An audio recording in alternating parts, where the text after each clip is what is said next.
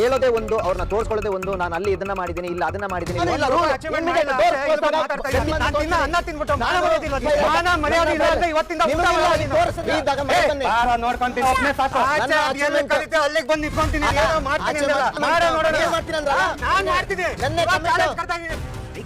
Hi, welcome to my YouTube channel. Bigg Boss ಮನೆಯಲ್ಲಿ nomination ಪ್ರಕ್ರಿಯೆ ತುಂಬಾ ಜೋರಾಗಿದೆ. ಇನ್ನೇನು ಒಂದೇ ವಾರ ಇರೋದು, ಫಿನಾಲೆ ಇದೆ.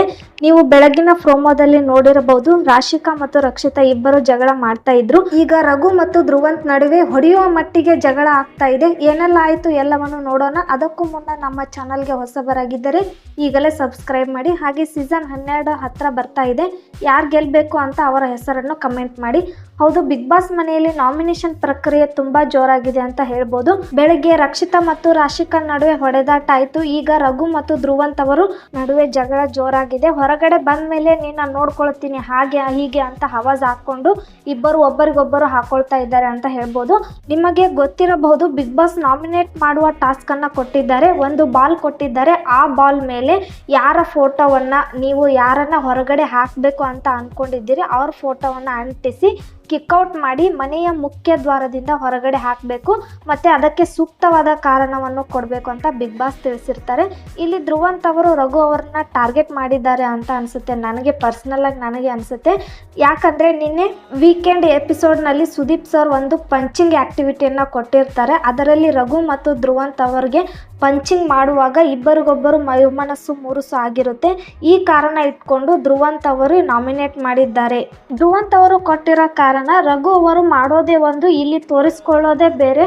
ನಾನು ಹೊರಗಡೆ ಹಂಗೆ ಮಾಡಿದ್ದೆ, ನಾವು ಹೊರಗಡೆ ಹಿಂಗೆ ಮಾಡಿದ್ದೆ, ಈ ಥರ ಮಾಡಿದ್ದೆ, ಇನ್ನೊಂದು ಥರ ಮಾಡಿದ್ದೆ, ಹಾಗೆ ಹೀಗೆ ಅಂತ ಹೇಳ್ತಾರೆ. ಬಿಟ್ಟರೆ ಅದನ್ನು ನಾವು ಯಾರೂ ನೋಡೇ ಇಲ್ಲ ಅಂತ ಧ್ರುವಂತ್ ಅವರು ಹೇಳಿದಾಗ ರಘು ಅವರಿಗೆ ಎಲ್ಲಿಂದಲೂ ಪಿತ್ತ ನೆತ್ತಿಗೇರ್ಬಿಡುತ್ತೆ ಅಂತ ಹೇಳ್ಬೋದು. ಯಾಕಂದರೆ ಒಬ್ಬ ಇಂಟರ್ನ್ಯಾಷನಲ್ ಲೆವೆಲಲ್ಲಿ ಹೆಸರು ತಗೊಂಡಿರುವ ಒಬ್ಬ ವ್ಯಕ್ತಿಗೆ ಈ ರೀತಿ ಮಾತಾಡಿದರೆ, ಮತ್ತೆ ಅವರ ಕೆಲಸದ ಬಗ್ಗೆ ಮಾತಾಡಿದಾಗ ಅವರಿಗೆ ಕೋಪ ಬಂದ್ಬಿಡುತ್ತೆ. ಆಗ ರಘು ಅವರು, ಮಾನ ಮರ್ಯಾದೆ ಇಲ್ದವನೇ, ನನ್ನ ಊಟ ತಿಂದು ನನಗೆ ಹೀಗೆ ಮಾತಾಡ್ತೀಯಲ್ಲ, ನಿನಗೆ ನಾಚಿಕೆನೇ ಇಲ್ವಾ? ನಿನಗೆ ಈ ಮನೆಯಲ್ಲಿ ಊಟ ಬಿಟ್ಟು ಕೊಟ್ಟಿನಿ ನಾನು, ನಿನಗೆ ಏನಾದರೂ ಮಾನ ಮರ್ಯಾದೆ ಇದ್ದರೆ ಇವತ್ತಿಂದ ನೀನು ಊಟ ಮಾಡಲ್ಲ ಕಣೋ ನೀನು ಅಂತ ಡೈರೆಕ್ಟ್ ಆಗಿ ರಘು ಅವರು ಮುಖಕ್ಕೆ ಹೊಡೆದಂಗೆ ಹೇಳ್ತಾರೆ. ಇದಾದ್ಮೇಲೆ ರಘು ಅವರು ಇನ್ನೊಂದು ಮಾತು ಹೇಳ್ತಾರೆ, ನಾನು ಏನು ಅಚೀವ್ ಮಾಡಿದೆ ಅಂದರೆ ಸಾಧನೆ ಮಾಡಿದೆ, ಇಲ್ಲಿ ಬಂದು ಈ ರೀತಿ ಮಾತಾಡ್ತಾ ಇದ್ದೀನಿ ಅಂತ ಹೇಳ್ತೀಯಲ್ಲ, ನಿನಗೆ ತಾಕತ್ತಿದ್ರೆ ಹೊರಗಡೆ ಬಾರೋ, ನಾನು ಏನು ಅಂತ ತೋರಿಸ್ತೀನಿ ನಿನಗೆ ಅಂತ ಹೇಳಿದಾಗ ಮತ್ತೆ ರಘು ಅವರು ಧ್ರುವಂತ್ ಅವ್ರಿಗೆ ಹೇಳ್ತಾರೆ, ಅದೇನು ಹೊರಗಡೆ ಸಿಗು ಏನೋ ನೋಡ್ಕೋತೀನಿ ಅಂತ ಹೇಳ್ತೀಯಲ್ಲ.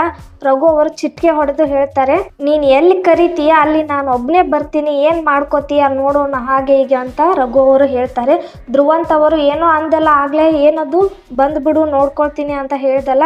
ರಘು ಅವರು ಇವಾಗ್ಲೂ ಅದನ್ನೇ ಹೇಳ್ತೀನಿ, ಸಿಗು ನೀನು ಹೊರಗಡೆ ಐತೆ ನಿನಗೆ ಅಂತ ಹೇಳ್ತಾ ಇದ್ದಾರೆ. ಬಿಗ್ ಬಾಸ್ ಮನೆಯಲ್ಲಿ ನಡೆದ ಜಗಳ ಹೊರಗಡೆ ಬಂದ ಮೇಲೂ ಬಿಡಲ್ಲ ಅನ್ನೋ ಮಟ್ಟಿಗೆ ಜಗಳ ಮಾಡ್ತಾ ಇದ್ದಾರೆ. ಇನ್ನೇನು ರಘು ಅವರು ಧ್ರುವಂತ್ ಅವರಿಗೆ ಹೊಡೆಯೋ ತರ ಅನ್ನೋ ಮಟ್ಟಿಗೆ ಇಬ್ಬರು ಜಗಳ ಮಾಡ್ತಾ ಇದ್ದಾರೆ. ಇಲ್ಲಿ ಅಶ್ವಿನಿ ಮತ್ತು ಧ್ರುವಂತ್ ಅವರು ಇಬ್ಬರು ಅಲ್ಲಿರುವ ಸ್ಪರ್ಧಿಗಳ ವೈಯಕ್ತಿಕವಾಗಿ ಮಾತಾಡ್ತಾ ಇದ್ದಾರೆ ಅಂತ ಹೇಳ್ಬೋದು. ಇಲ್ಲಿ ಧ್ರುವಂತ್ ಅವರು ರಘು ಅವರ ಸಾಧನೆ ಬಗ್ಗೆ ಕೆಳಗಿಟ್ಟು ಮಾತಾಡ್ಬೇಕಾದ್ರೆ ಎಂತವರೆಗೂ ಪಿತ್ತ ನೆತ್ತಿರುತ್ತೆ. ಈ ಜಗಳ ಎಲ್ಲಿ ಹೋಗಿ ನಿಲ್ಲುತ್ತೆ ಅಂತ ಇವತ್ತು ಕಾದು ನೋಡಲೇಬೇಕು. ಇವತ್ತಿನ ಎಪಿಸೋಡ್ ಅಂತೂ ನೋಡಲೇಬೇಕು. ಹಾಗೆ ನಿಮಗೆ ಈ ಪ್ರೋಮೋ ನೋಡಿದ ಮೇಲೆ ಯಾವುದು ತಪ್ಪಿದೆ ಅಂತ ನಿಮ್ಮ ಅನಿಸಿಕೆಯನ್ನು ಕಮೆಂಟ್ ಮೂಲಕ ತಿಳಿಸಿ.